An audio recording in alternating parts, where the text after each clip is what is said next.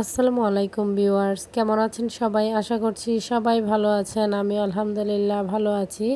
তো নতুন আরেকটি ব্লগ নিয়ে চলে আসলাম আপনাদের মাঝে। আর এই তো আজ যেহেতু শুক্রবার, তো শুক্রবার দিন পেয়ে তো বাচ্চারা খুব খুশি। তো আমার মেয়ে তো এখনও ঘুমোচ্ছে।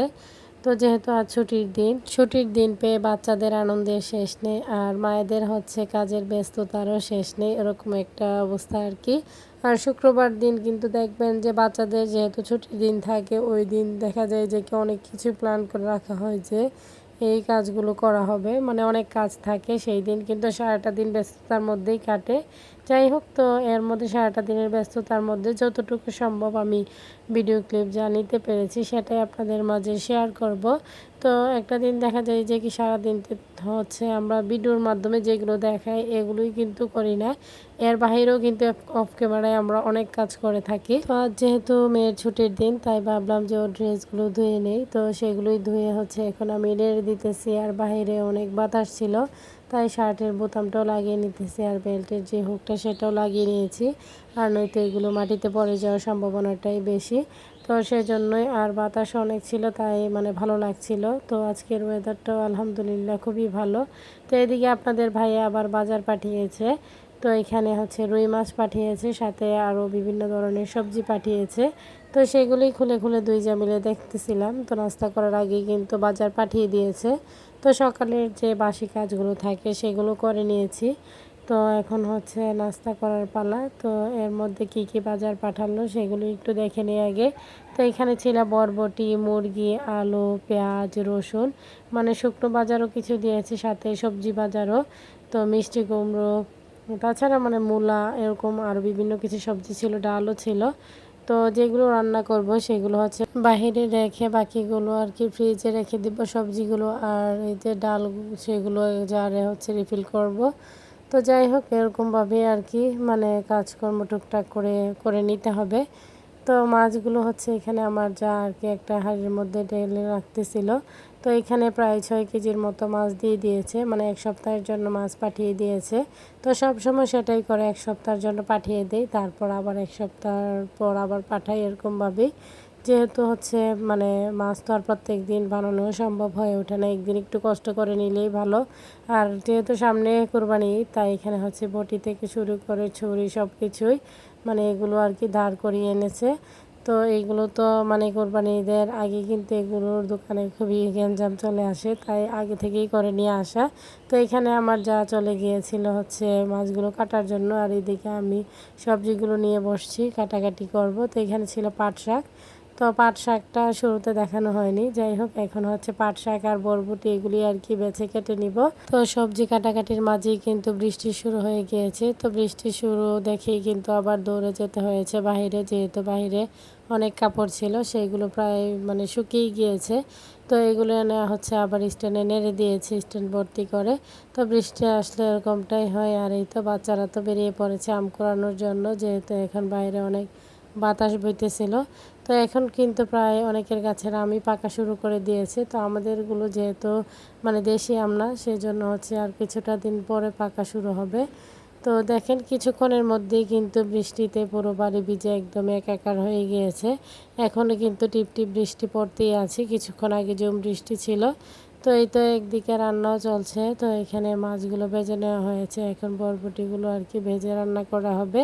তো এদিকে তো আমার মেয়ে হচ্ছে একদমই পাগল হয়ে আছে, বৃষ্টিতে ভিজে সে গোসল করবে। তো ওকে আমি দিতেছিলাম না, যেহেতু ওর জ্বর ঠান্ডা কাশি এমনিতে লেগে আছে, কিছুদিন আগে ও বৃষ্টিতে ভিজেছিল। তো এতেই ওর জ্বর ঠান্ডাটা দেখা দেয়। তো ওকে অনেক কষ্টে আমি ঘরে বন্দি রেখেছি। তো এখন চলেন দুপুরে কী কী রান্না করা হলো সেগুলি আপনাদের মাঝে শেয়ার করি।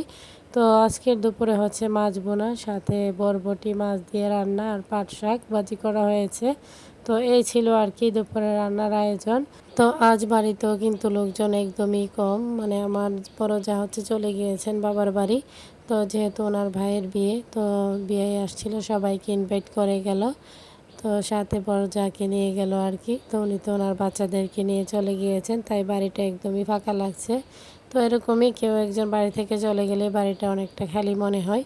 তো দুপুরে খাওয়া দাওয়া শেষে মেয়েকে একটু ঘুম পাড়ানোর চেষ্টা করছিলাম, সে আর ঘুমায়নি।